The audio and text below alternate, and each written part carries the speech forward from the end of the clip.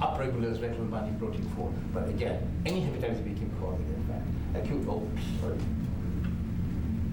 So acute fatty liver pregnancy, and again, LAL and lipodistribution. This is from Brooke Army. Look what happens to the algorithm. 46% of NAFL goes into 12%, and then NASH 3%, cirrhotic 3%. But compared to the prevalence of other bad disease, HCV 2%, cirrhotic with 0.5%, diabetes, of course, 8%, and colorectal cancer. These are very common things. And this is the pie chart here. Again, goes study population 100%, comes up to cirrhosis is 3%. So that means what? Nature is still with us and preventing us from all this stuff. This is an algorithm, which is NAFL to NAFL, 75% NAFL to stable. So they don't move into anywhere else by maybe the awareness, and they stay, or maybe our nature is impacting them. NASH 26% can go again, stay stable. So here, who's working with us, accepting our gene phenotypes? It's again nature. Fibrosis about 25 to 30%, and over time, and cirrhosis about 20%, and liver failure goes into 40-60% over time, 5 to 7 years, and of course the need transplantations. Remember, the most important thing of transplantation is hepatitis C now, right? And in future, I'll show you the curve. Hep C is stagnant because of DAs. The new drug, 1 tablet a day, 97%, 9% cure. What happens to this NASH? We have nothing, no therapy so far. So NASH quickly goes up, and Hep C plateau and goes down. So what important part of transplant? Hep C transplant is practically going to be 30%, 40% down, and NASH will be up. The people will be affected more still with the double jeopardy with NASH and hepatitis C. This is stuff, it's tantalizing to me. Now, what happens, there are so many kinds of genes. So remember, this is fat quantification. So I'll show you something, MRI, beautiful studies, look into it. So over a children biopsy we will NAFL. So fatty liver defined, the fat fraction, not the fat, the fraction in the liver over 5%. In 17% siblings and 37% patients overweight. Fatty liver common in the siblings of 59%, the parents 78%. Obesity is clearly a risk factor of NAFL and susceptible genetically. Now we come to the gene. Look, this is the WHO 2009, 2 billion obese people. Most prevalent gene in this country, homozygotes of 1.67 obesity at the age of 6 years. That was in China, even in China. Look into Pima Indians. Obesity is a polygenic multiple thing. And this is the gene called MC4R, these variations. This is the gene very common in 2.25 US population. Why? This SNP peptide, single peptide, cause obesity at the age of 3 or 4. There are a bunch of longer list of other genes coming up, but this is the gene called PPAR gamma, which is the really investigational things, and now it's established. The first NAFL and NASH gene by Gerald Schulman, they looked into is called platinum-like activity, PNPL3. This is the genome that was published in the New England Journal. And these alleles have different kinds and different code, all this mumbo-jumbo code, but in fact, in reality, this fat content was more twofold higher, this particular gene with this allele, with homozygous than non-carrier. What happens to this in different disparities, different demographics, associated with lower, this particular gene associated with lower hepatic fat content in black patients and at the lowest risk of fat. So highest risk of fat is Hispanic populations. The lowest risk of fat is, again, black population. Why? Because the predilections and encoding of this gene, variations of that particular one, what happens in hepatic fat content and susceptible to NAFL to NASH. But this particular gene, some phenotypes are quickly from NAFL to NASH. So I told you, it is a huge amount of disparity and huge spectrum and heterozygosity. Look at this, 38% Asian Indian men.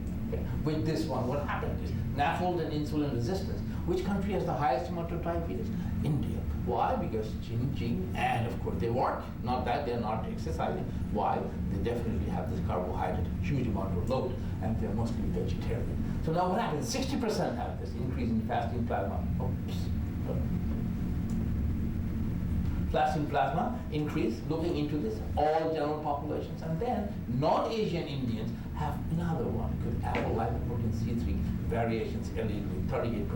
Hepatic steatosis and insulin resistance that carries high risk variant, and this particularly reversed by weight loss. So these genes, this particular gene, Hispanic population particularly, or non-Indian, part Asian, they have Polynesian, Micronesian as well. If they exercise, really benefited. This is the map. very, very interesting. On our books and by our evidences, we thought all metabolic syndrome, HDL is low, LDL is high, and high amount of triglycerides, correct? Actually, look what happens here. So this is the typical gene. The CT histology showed, and look what happens to the HDL and triglycerides, normal. What happened to the NCAN? Having the CT and histology, their HDL, LDL is low. What a country, right? Interesting. LDL is low and triglycerides is low. So if you look these old bookish things together, without the evidences, all these new things unfurling, we miss a lot. Now this is called lipel. It is everything, everything. And this is no correlation between diabetes, nothing. But here, it's called GCAT genes. They have, again, typical LDL up and triglyceride up. But look into the store, it's low. And this is a new gene, look into it. It's a classical gene, but CT negative here. CT doesn't show much. You have to do MR elastography. So we'll talk about this later. Okay. So this is the prevalence of steatosis in different ethnicity. I must mention to Hispanics it's 45%, white 33%, and black 24%. And so here, why? Because they looked into it, the generations of evolutions in time and millions of years. Afro-American came from Africa, they had to go and hunt for a living. So they have this part of exercise built in their phenotype, so they don't get fat. That was actually the genesis. Now, again, there is, disparity between male and female. Again, Hispanics, there's nothing so far, only in white, because white women may be a little bit of vain, they exercise, and they're not into that much of plastic surgery at that time. So what happens is that's low, and here is male is 42. So male part in black population, Afro-American population, is the equal, there's nothing else. This is a picture of central obesity. So these adiponectins, all these leptin, adiponectin, resistance and other, bispalin, all this stuff. And then what happens to this fat? This fat is not called fat, it's called WAT, white adipose tissue, which is bad news. We have brown fat, which is babies and bears, which is good one, and bad fat is the white one, WAT. Now, what happens to the WAT? That incites the entire cytokine barrage, TNF-alpha, IL-6, and IL-8. These are inflammatory markers. But what happens to the steady state and non-steady state or inflammatory state eventually go into the chronic necro-inflammatory state, and necrosis and fibrosis. So this is, again, pathogenesis, insulin resistance, free fatty acid, insulin and cytokines come in, second hit, steatosis and metabolic dysregulation. Remember, metabolic dysregulation. So everything happens to the mitochondria, which in oxidative states, mitochondrial injury, and ER stress.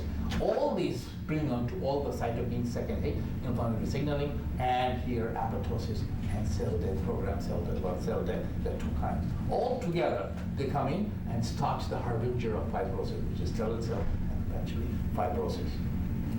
This is a new pathway called hedgehog. So hedgehog pathway activations is a double-edged sword. What happens is this hedgehog promotes outgrowth of liver progenitor cells that causes cancer. So hedgehog, eventually hepatocellular carcinoma, there's a huge amount of upregulations or some forms of dysregulation of the hedgehog. It comes in VEGF, and these VEGF cause remodeling and causing portal hypertension. We looked into the study actually that what paradigm, what particularly phenotype will have a huge amount of portal hypertension. Found out, of course, cystosomiosis is most common.